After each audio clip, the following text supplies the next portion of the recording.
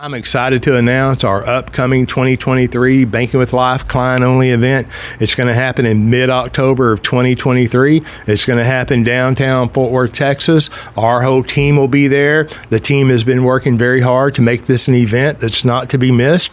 I'll be there, have an opportunity to meet me, have an opportunity to meet the team. I'm going to be speaking. We'll have other guest speakers, and you'll have the opportunity to meet a room full of like-minded people. Think about that. A room full of people that are practicing becoming their own banker. They are practicing the infinite banking concept. You'll have the opportunity to meet with them and share with them.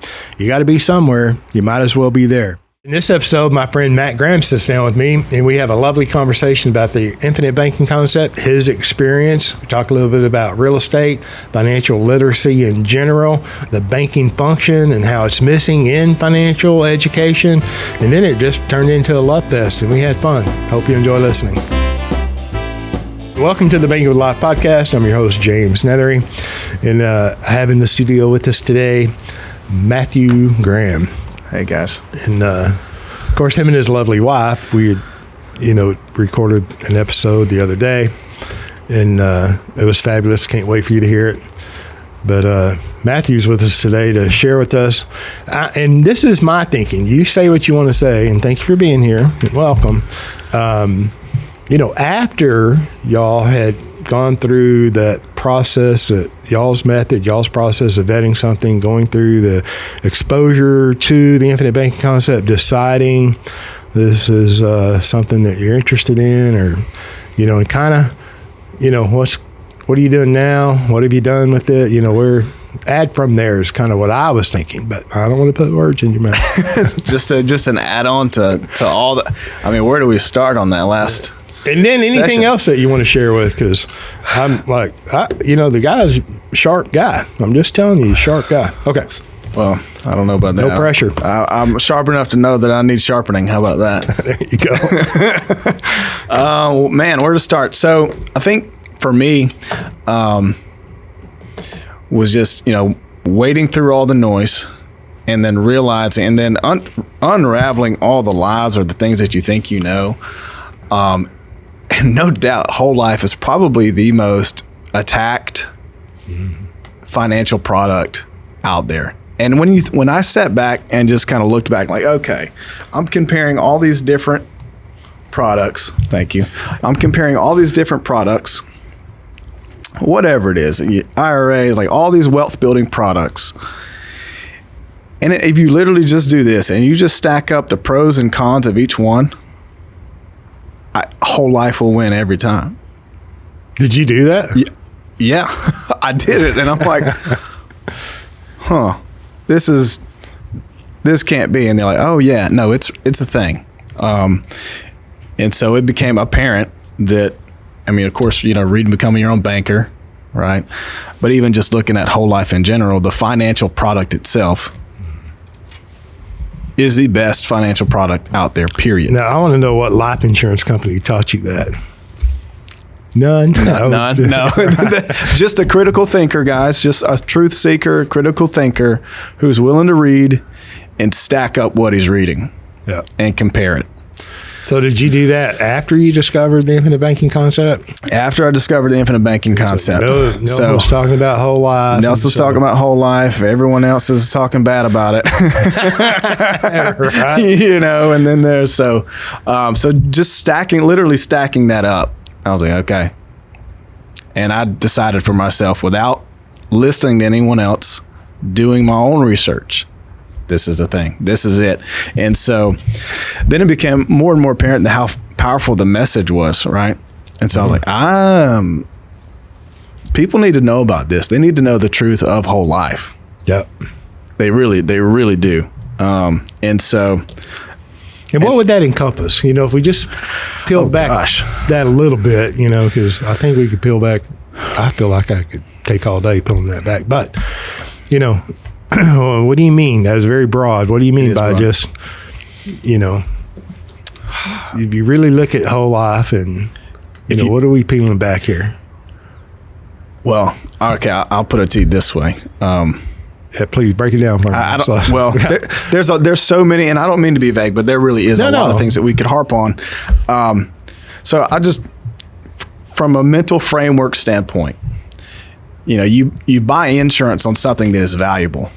Yeah, no question. No question. You insure something that is valuable. Okay, your car, your home. People insure, rare jewelry, artwork. Right. And I would ask someone this question: what's more valuable than human life? Mm-hmm. So that the value of whatever you're placing life insurance on, I get that. And then, if you peel back so when you vet whole life insurance with the other, financial products or tools or promotions out there, kind of what was. Okay, yeah, the checklist. Yeah, no. So something that is guaranteed. So there's some guarantees. It's not correlated to the market. Okay. That has some sort of okay, this is a solid foundation that I can actually build other, I can actually build a portfolio on, right? So, I did a lot of study going down the weeds and looking at, okay, if you need to protect wealth, right? It needs to be able to be an environment that can grow in a tax preferred environment. I need to. So you pay premiums with. I don't mean to interrupt. Yeah, no, go ahead. Paying premiums with after-tax dollars. After-tax dollars. And then it's growing tax-deferred, actually, but then accessible, tax-free on the cash value. On the cash value, right. And then the death benefit's always tax-free. Correct. So you have some preferential or appropriate tax treatment. Checking those boxes, and that there's no limit to the amount of premium that I can put in. All these other things that I'm looking at have limits to what I can put in. And then the fact that I have a contractual right to use that cash value. No penalties. Didn't have to ask anyone. Yeah. And it can be done, in a very short time frame. Yeah. Yeah, if the service departments are up to speed at the life insurance company. Right. And there's no requirements. Oh, if you take money out, you have to put it back in 60 days, or 5 years. 5 years, whatever those rules are. So you're really referencing collateralizing or borrowing against the cash value of a whole life policy. Correct. And it could be done in short order. And that makes me think of because in that situation, you're literally borrowing the life insurance company's money. Correct. Right. The cash value is not taken out of a policy. Correct. Right. And what that loan process look like? I mean, because it brings to mind that if you're going to borrow, collateralize, I'm going to go somewhere to the third party lender and I'm going to ask them. They're going to check my credit score and and all the things, all the hoops that they want you to jump through. But there's invariably a stack of papers that you got to sign somewhere in that process. Somewhere in there. Yeah. Somewhere in there. Yeah. Need to tie up more.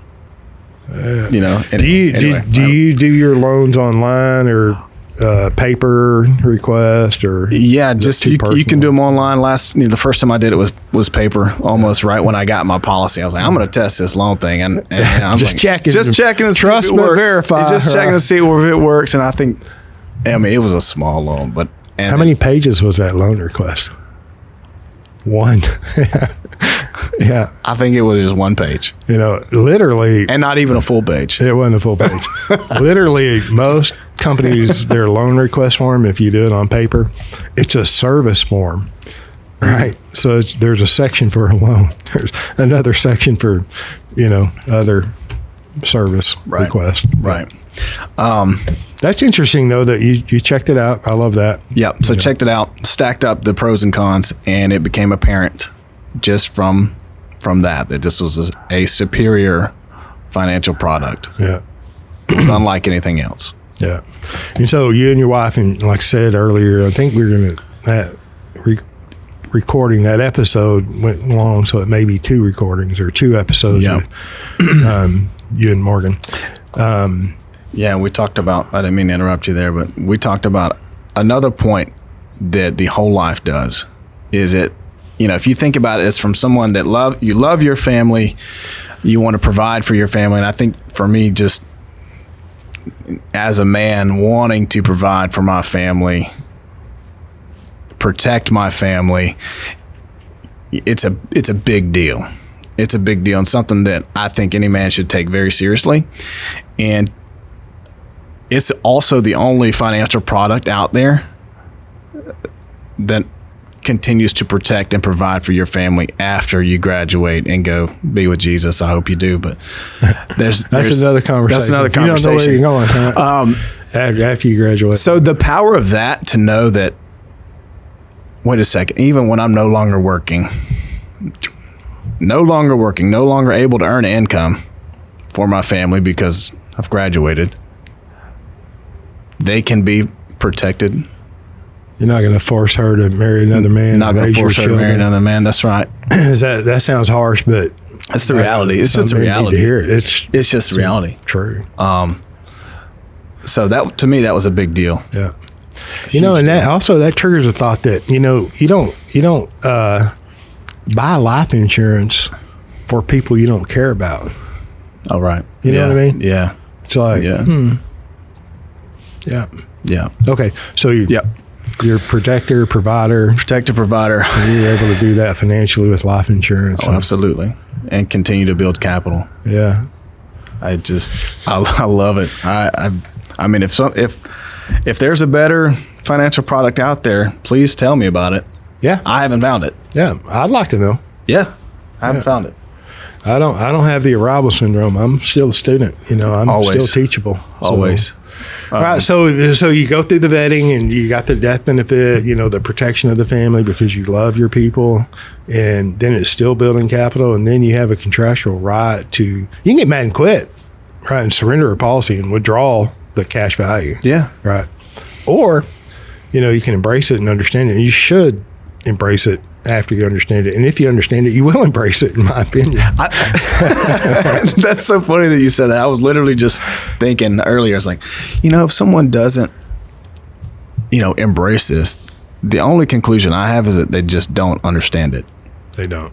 Or their financial incentives lie elsewhere. Yeah. Yeah, I agree. And I mean, I see, I've done this a long time, and I see, and we're no different. I don't think any of us are any different. We're all surrounded by the noise, whether it's in the financial world, the life insurance world, the infinite banking footprint, politically, socially. We're just surrounded by dang near constructed narrative, but I just call it noise broadly. And, if you're wallowing around in the noise and not paying attention, it'll get on you. Absolutely. Right? And if you're not paying attention, it might be hard to get it off of you the longer it's on you. And I'm just saying that I've done this a long time, have a lot of clients, and I've seen and experienced where, people just do other things for whatever reason. Maybe, who knows? I'm inclined to believe that, they got some noise on them or just lost. But then, and sometimes they pick it back up, and say, oh my gosh, I can't believe I, dropped the ball, didn't pay premiums or whatever. Mm-hmm. But there's something missing, whether it's understanding or, an application that went wrong. Right. Maybe I collateralized the policy and put it all in the surefire bet win deal, and then the surefire bet win deal didn't happen. Right. Now I got a big old outstanding loan, and now, I don't want to dig my way out of that outstanding loan, so I'll just quit and start over something else. I mean, I see that. I've seen that. Sure. Yeah. But I've also seen the opposite, where, people capitalize properly and build up cash value, and then go do a surefire deal that didn't work out for them. And it's because they did that and they understand what they can do with that outstanding loan. It's like, you pay it back, and it's still there, and it's still growing the whole time it was collateralized. Mm-hmm. Nelson used to say, a life insurance policy can, especially when the death benefit comes in, make up for an awful lot of mistakes. Oh, yeah. Yeah. And I hope to have this guy on, great guy, as a client. And I've actually got a couple in this situation where they put a bunch of money into cryptocurrency a couple of years ago, and I'm not a crypto expert. I found out I was a hodler when it comes to cryptocurrency. Hold on for dear life. I just buy and don't sell. Yeah. Right. But some of those, entities collapsed and everything was lost. Yeah. I had a phone call one time. Wow. On a weekend, and I answer the phone and he tells me who he is. Hey, it's great. What's going on? And he called to thank me. I'm like, what? Well, for what? Well, just because I've done this. He lost $200,000 in cryptocurrency. Wow. And he's saying because it was collateralized, I have an outstanding loan, right? But the cash value is still growing every day. And now I don't have to start all over. I just have to repay the loan and make a better decision. Wow. Very powerful, very humbling. That is powerful. And no one, no bank took his home, no bank foreclosed on him, right? Or seized any other collateral. Right. That's powerful. So that's amazing. His control lessened, was eliminated in the deal, but he still had control with the policy. That's powerful. Right. That's so powerful. I'm not even trying to sidetrack you. Yeah. Well, I'm easily to get sidetracked. You can. Me too. I'll chase rabbits all day long. I'll chase it. So yeah, as far as just the message being powerful, yeah. And so I was going back to the original question. I was, I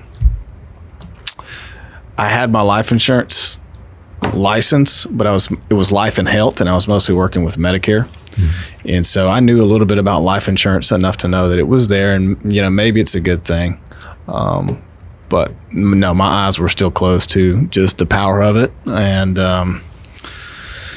So yeah, once I became aware.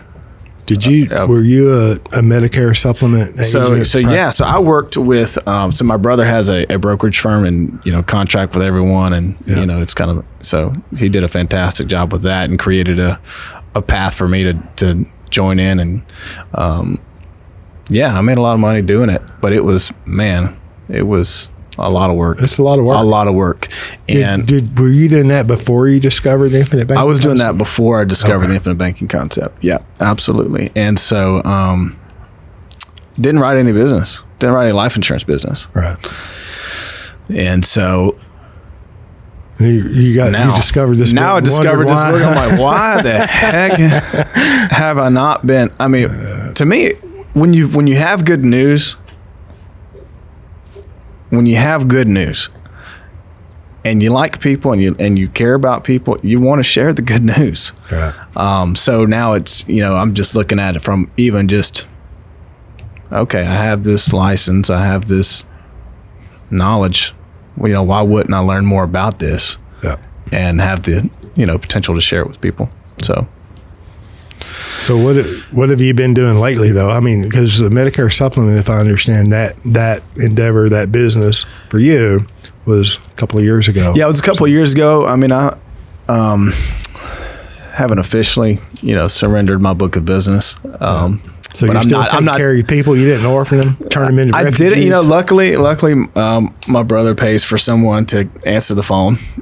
And take care of a lot of the stuff to service the client, so they're not hurting on the service standpoint. Yeah. But as far as trying to get new clients, I've kind of laid that down for the most part. And because of this, I'm just kind of reshifting. I'm looking at mostly just focusing on building capital right now. Yeah. How long have you been doing this? A year. Personally, just a year. So my main objective is capital stacking, capital generation, and just now I'm in the capital phase and I'm embracing the capital phase. And so while you're in the capital phase, it just makes a lot of sense to just get more capital. Yeah, I like that's where you should be in the beginning, in my opinion. And I'm not saying that you have to capitalize for a certain period of time before you collateralize policies, take loans, go do other things. I'm not saying that you have to wait, but you can't shortcut a legitimate capital accumulation, that capital formation. Nelson called it capitalizing. Mm-hmm. You can't shortcut that. Right. Yeah. So that's where you should be in the first year, I would think. I think so. It makes sense because, I mean, are you mad? Do you feel like you're missing anything? No, I don't feel like I'm missing anything. I feel like, the reality of the situation is that, no, Matt, you're just an infant in the infinite bank. Like, you're new. I'm an infant in this. So it's like, okay, well, why don't I just embrace the reality of that fact and grow up and learn and capitalize and really invest in my financial education, because that knowledge. That is I know, it's the biggest thing. And so as far as my financial education, it's apparent. I mean, it's apparent that this book right here would literally be the foundation of my financial education. Yeah. There's a lot of good books out there. How long did it take you to embrace that or see that this should be, or will you choose it? You have chosen this to be the foundation of your financial education. When you first read the book, how long did that realization and understanding or embracement take? Like, because let me say this, previously, you shared, you spent an awful lot of money and time buying books and reading books from, probably household name books, trying to learn. Yep. So when you found this one, that was part of that, I assume, but part of that. Definitely part of that. Buying the books and educating yourself. And then, so how long did it take you to like keep coming back, or however it happened, zero in and getting to the point where you said out of your own mouth that, this is the foundation of my financial education? How long did that take? I don't have an exact date, but it took longer than it should have. honestly, it was, I was kind of, I'll say, inundating myself with information. Yeah. It was kind of just getting like intoxicated with all the information and not knowing how to process it, honestly. Yeah. And so it took kind of a while for the dust to really settle. Yeah. And for me to realize that, okay, this one's different than a lot of the things I'm seeing out there. And, has a long range plan. Yeah. So I would say that, it probably took me 6 months of actually going through the book, knowing that it was different.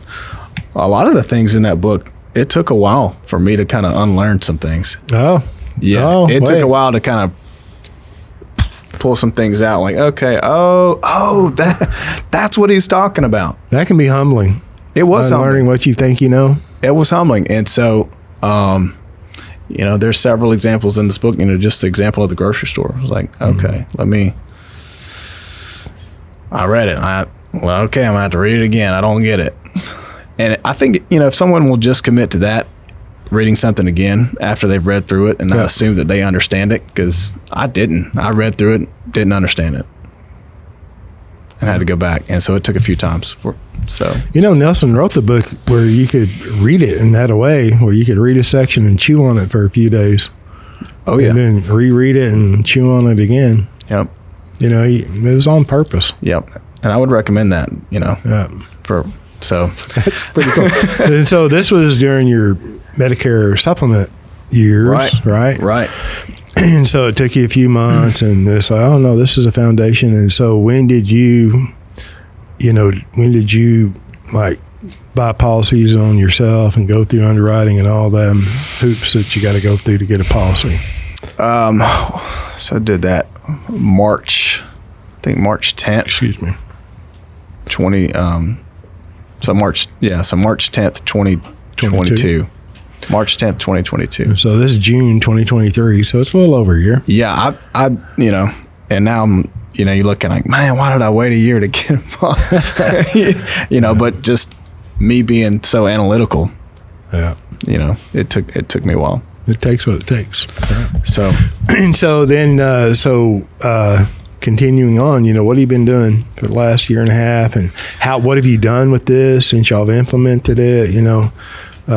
Tell us about surely you didn't stop learning, right? I mean, no, I haven't. I'm continuing to learn. And right now I'm just sitting on capital. I know it's there. I've tested out the loan process. But I'm choosing to just stay. You're just paying premium. I'm choosing on purpose just to stay capitalized. There you go. For I mean, for reason, if I have a good reason to take out a loan, I will, but it's got to be attractive. And so right now, I would just say it's just building my confidence. And, I'm involved in some real estate stuff that I'm doing, like everyone else. like everyone else. And, but there's so many things you can do in real estate, which is cool, which I like. But, yeah, I mean. So you haven't had the need of to immediately collateralize your cash values to do these things you're doing in real estate, which is very common. No, I haven't had a need yet. Yeah. I mean, it'll come. I know it's there. Yeah. But I'm well, you're not just building capital just to watch it grow every day. No, I absolutely. It's fun to do. I get it. I'm planning on using it. Yeah. Absolutely. What I'd love to do is, just take out my own mortgage from my own policy. Yeah. But do your own real estate deals. Do my own real estate deals. Yeah. Yeah. So you do hard money lending, and I don't want to go too. Sure. I don't go any deeper than you want to go, and I don't want to. Yeah, in the hard money lending stuff, I like the idea of short term loans. Like I think you lose purchasing power if you do anything longer than 3 years, 5 years. You start. But yeah, no, there's. I mean, doesn't that cross over from hard money to private lending or somewhere? Something. I mean, like that. 3 years. I don't know any hard money lenders that think past 3 years. Yeah. But I don't know them all. Yeah, I don't know either, and I'm still new in the private money lending stuff. I like there's some cool stuff out there. Sure. So, has this helped you? Look at deals differently at all? Oh yeah. At every deal, so just thinking about deal, quote unquote deal. Right? Yeah. So deals are any potential asset that I want to, do, whether it's a loan or if it's a, real estate or whatever. It could be anything. Yeah. I'm just looking at the fact that I can be in a banking position, and trying to,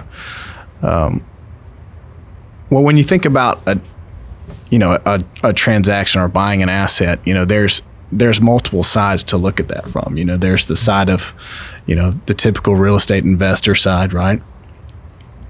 Well, there's also how does the banker look at that deal? And so what I think about is the capital structure to buying the asset.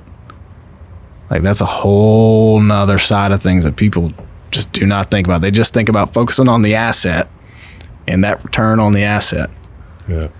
And they're not thinking at all about, the other side of that, which is, the capital structure of the deal.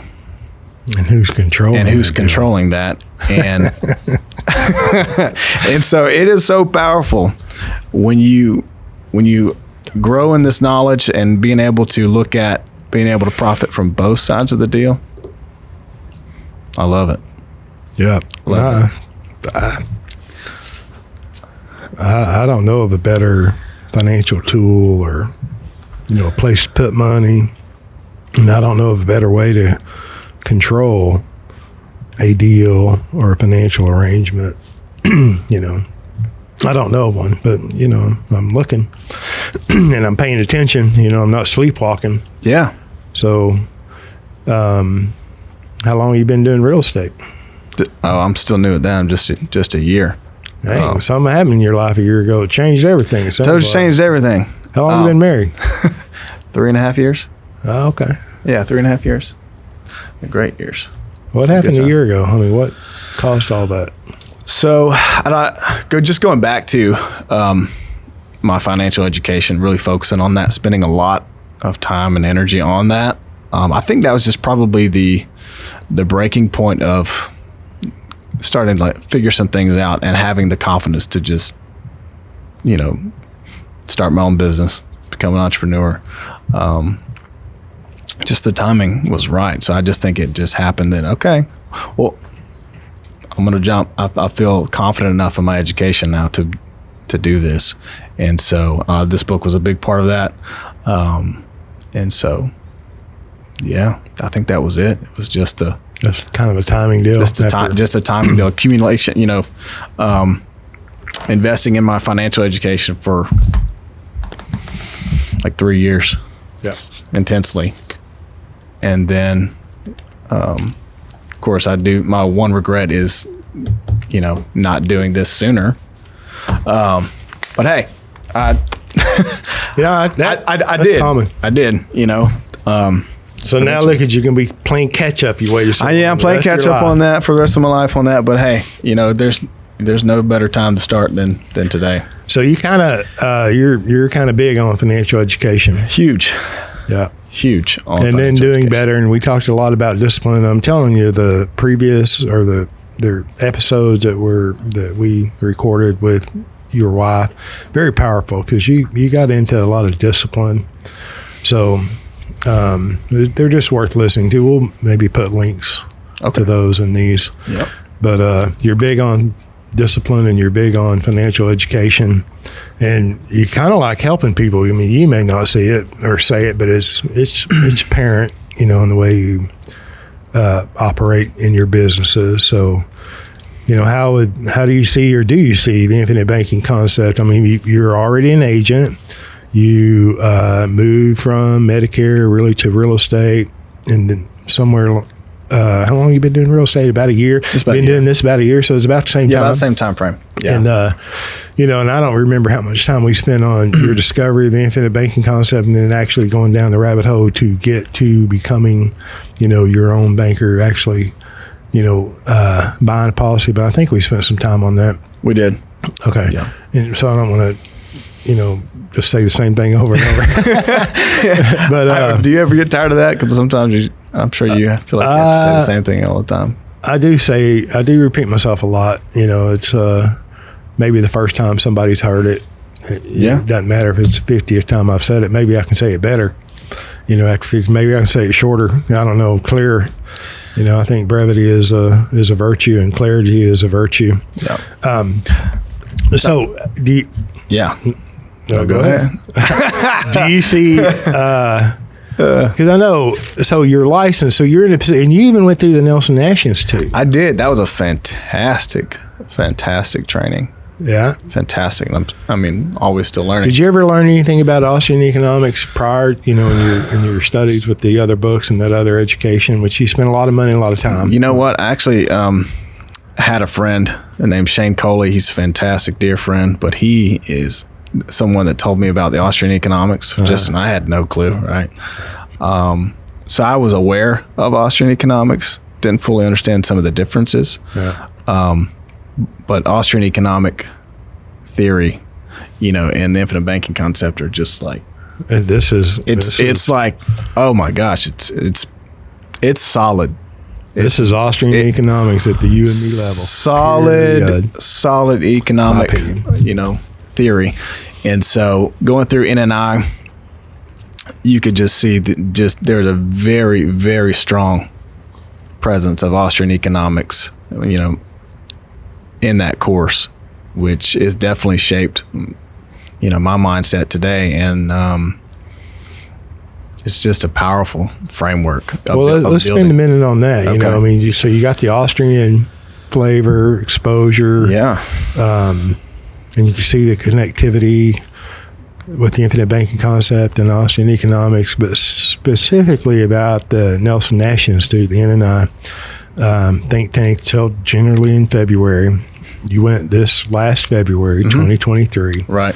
And I can't remember how many people were there, 150, 200, it was a good number. 175. It was a good turnout. Yeah, there were a lot of people there. So what was that, like?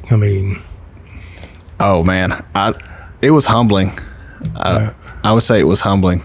I just graduated, just went through the course, and it's a lot of material. It was a lot more material than I thought was going to be in it.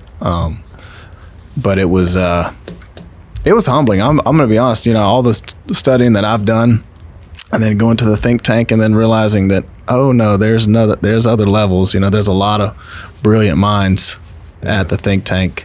So did you meet a lot of them people? I did. I try not to hang around insurance agents, but if I got to, that's where I'm going to go. There's this one guy that I met. I don't know if you know him, but he's brilliant and super impressive. This guy Ryan Griggs, you know him? Oh yeah, right. Yeah, I know him. Yeah. I've heard his name around. Yeah. I was very impressed. It's just as far as like, oh man, I need to listen to this guy talk about Austrian economics. He gave it a pretty dang good talk. He gave a good talk. Oh, and every agent should hear it, my opinion. Every agent. And every consumer. I think it's available. I think he put it out on his channel. Yeah, it's on his channel. Yeah. Yeah, recommend that. So go look at that up. I mean, I forget what he titled it, but we'll maybe put a link of that down here too. Make it easy. Yeah. So you enjoyed that, and I would recommend any life insurance agent who's even entertaining the idea of even talking about the infinite banking concept. Like this is a big deal. Anybody that's thinking about talking about the infinite banking concept, go to the Nelson Nash Institute, get trained so that you actually may know what you're talking about. Because I learned a lot, even what I thought I knew from just going online, reading you're going to learn a lot at the Nelson Nash Institute. I agree. I mean, I'm a staunch supporter of the Nelson Nash Institute. It's not even that expensive. Yeah. I mean, to do the program. I look at stuff like that. You can't afford not to, be there. You can't afford not to spend the money to learn. You cannot afford not to learn about the things that you're interested in. You can't afford not to. Right. So, and I'll tell you what, one time, and I know I probably said this a lot, and I keep repeating myself, right? But maybe you haven't heard it before, okay? I think it was 2010, 2011, somewhere around there. We were at, I think, a Night of Clarity, which Carlos Lara, who's on the board of the Nelson Nash Institute, he had hosted a couple of these, what he called Night of Clarity. And, Ron Paul spoke at one, and there, a lot of the Austrians would speak, and Nelson would speak, and Carlos would speak. We were at one of them, and there was a dinner, and an agent came by, and, he's graduated, God rest his soul. He was involved in infinite banking early, not really after the Nelson Nash Institute was formed. But he came by and he said, "Hey, James," he said, we're a couple of agents, and we're going to take Mary and Nelson to Austria. And that was one of Nelson's favorite places, right, Austria. And he said, "You want to go?" And I'm like, "Well, what's it cost?" Right, I'm at dinner. There's like 12 people sitting at this big round table, and he just said, "What do you mean, what's it cost? You have policies, just get a loan." And I'm like, "Okay." So I come home and tell my wife, right? So, because she went, right? And, right. A physician out of California, several people, and they're all very cool people. We all go to Austria, and we, 7 or 8 days, whatever it was. And it was been back. And if you haven't been, you ought to go. And anyway, I go home and tell my wife, I'm like, "Hey, we're going to, have an opportunity to go to Austria." And she's like, "What's it cost?" "What's that going to cost?" That's everybody's question. Right? And I'm like, "Well, it doesn't matter. We're just going to take a loan, right?" And go. And so we get back, right? Had a fabulous time. I'm telling you, Nelson was, he was in his mid to late 70s, right? And he just walked all over Vienna, Austria, right? Outwalked everybody. Anyway, great time, great memories. And when we got back, I asked my lovely wife, I said, "What was it worth?" So I don't remember what it cost, and I really don't care. Yeah. But it was sure worth it, Anyway, I don't even know why I got off on that, but. Well, that's a good story. I'm sure you got, again, how much, if I was going to pay you a certain amount to take those memories from you and that experience from you with Nelson, I couldn't afford it. No. You couldn't. No. It's not for sale, right? It's not for sale. Yeah. So some things have a lot of value. Absolutely. Right? That was very cool. But, so here, and I'd have done it again. And we're all going to live life. We're going to do things anyway. I didn't know it at the time, but we're going to go to Austria anyway, and so it's you're going to do these things anyway, and where I'm going with that, you're going to buy cars anyway. That's You're right. going to invest in real estate or whatever it is you want to invest in. You're going to make these purchases anyway. You're going to make these investments. Why not control every aspect of that arrangement? Yeah. By financing it through life insurance policies, by becoming your own banker. It's really that simple. Anyway. Yeah. I don't want to sidetrack you, but I don't remember where you were. Where were you? Do you remember? Give me a minute. Yeah, that's what happens when you don't have a script. Yeah, Right. unscripted. Yeah, but hey, what would you like me to go back? Well, so we were just talking about NNI. Well, yeah, that's what we were talking about. NNI, and it was good, and there's a smart guy there, brilliant guys there. You met other people. What it felt more like it felt like home.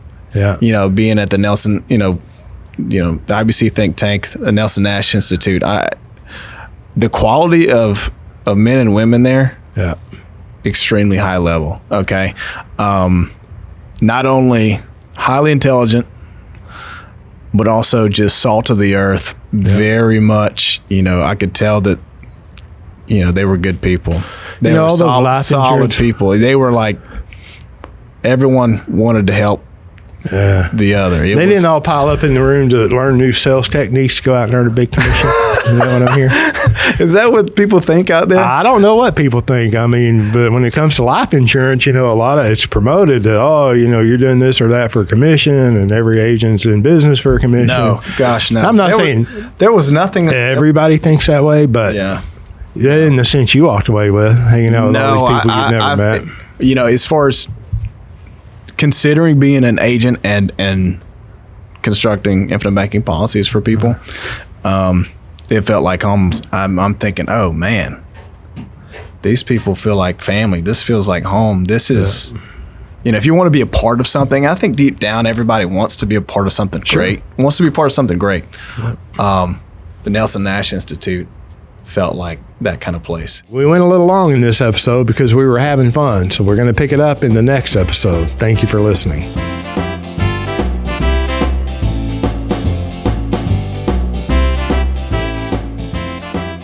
Thank you for joining us on the Banking with Life podcast. If you're watching on YouTube, make sure to like and subscribe and click on that little notification bell. Otherwise, join us on Apple Podcasts and Stitcher for weekly content.